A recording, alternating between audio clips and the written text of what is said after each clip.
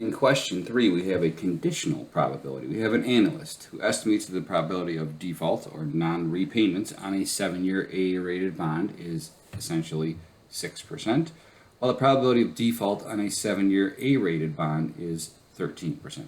So the way that bonds work, it's kind of like letter grades in classes. They get ratings, so a C-rated bond has a high likelihood of defaulting, while a B doesn't, and an A is even less likely to default, like here.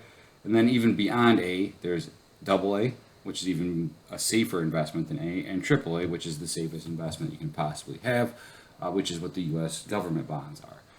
Back to our normal scheduled program over here, we have the probability of this slightly more risky bond defaulting as 13%, while the probability of the less risky bond defaulting is only 6%. And we know that the probability that both of these bonds end up defaulting is going to be 4%. We're trying to figure out what the probability is in this case that at least one of these bonds defaults. Well, how would we find that? We know that this bond has a 13% chance of defaulting. This bond has a 6% chance of defaulting, but I just add those two together and say there's a 19% chance between the two. And no, I would not, because sometimes in the 6% over here, when the AA-rated bond defaults, the A-rated bond will also default. And if you're in an economy where your even safer bonds are defaulting over your more risky bonds, it's kind of likely that that's going to be the case, that if this defaults, this probably did too.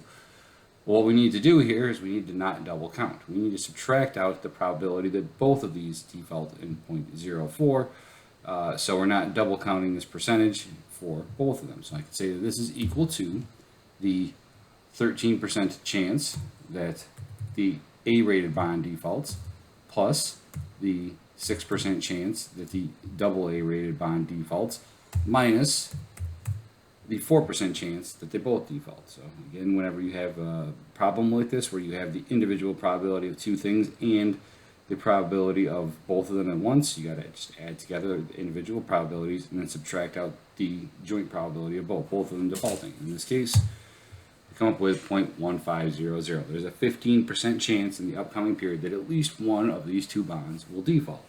What's the probability that neither bond defaults? Same thing that we had before. If one of these, we only have two outcomes here. One of these bonds is going to default, or neither of them are, which means I can find that by just taking the complements. 1 minus the probability that one bond defaults. If there's a 15% chance that at least one bond defaults, well, then there's got to be an 85% chance that neither of them do. So they're still fairly safe investments in the scheme of things. But let's find this conditional probability in the third part.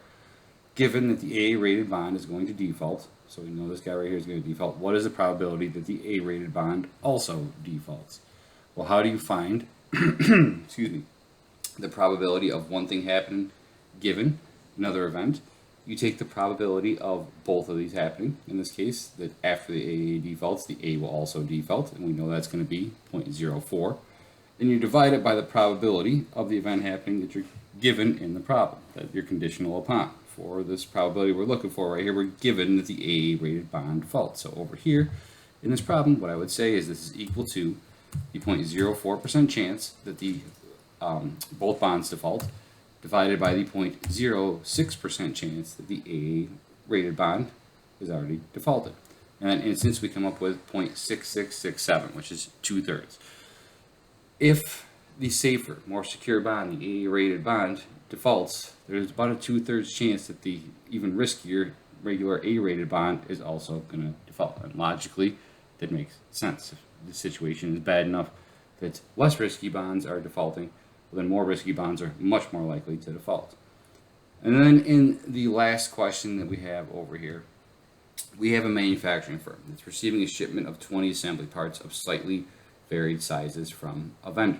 The manager knows that there are only 15 parts in this shipment that would be suitable, and he examines these parts one at a time. First question is pretty simple right here. What is the probability that the first part pulled at random from here is going to be a fine, suitable, functioning part? Well, we know that 15 of those 20 parts are going to function, and the other 5 are going to be duds. So we have, if you will, a 75% chance of pulling a part that is suitable the first time around. What about the other one? If the first part is suitable, what is the probability that the second part is unsuitable? Would I just say in this case, okay, it's still 75, and the answer to that is no. The reason being is that each pull of this has influence on the remaining pull. Like every single attempt that we have, its probability is altered by the attempts that came before it. If the first part is suitable, in the second, what's the probability the second part is suitable? Well, what would our pool look like in this case? We had 20 parts, but we would have taken one out of there, which means there'd be 19 parts left that we're pulling from. Of those original 20, 15 were good. We're assuming that the first one was suitable, so we would have pulled one of the good ones out of here. What would have been left? 19 parts in the entire sample, if you will, of which 14 are suitable. And then down here, if the first part is suitable, what is the probability that the second part is not suitable? Well, that's still a complement. We're assuming already that that first part has been pulled out. We had a 14 out of 19 chance right here. So the probability that we would pull one of those 5 bad parts would be 5 out of 19. And we can do it that way. Or, if you wish, you can just say that it's the complement. It's going to give you the same number. 1 minus 0.7368 gives you the same thing. So what we're getting at here is if we know we have unsuitable parts in our thing, and it's just part of our process, and it's unfortunately going to slow us down, we got some pretty empirical evidence right here that as time goes on, even if we get lucky on our first few pulls and we grab these assembly parts and they work in the machines that we are producing right here, a long string of luck of pulling suitable parts out here is going to result in a situation where each and every successive pull that we make, the probability of that still being good is going to go